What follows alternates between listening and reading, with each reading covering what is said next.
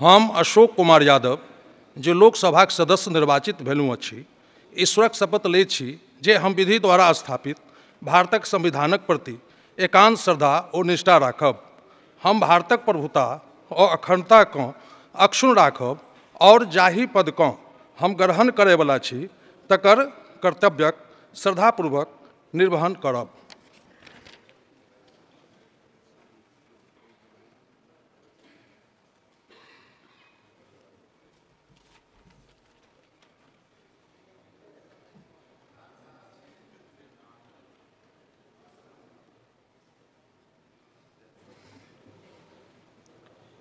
Shri Rampreet Mandal.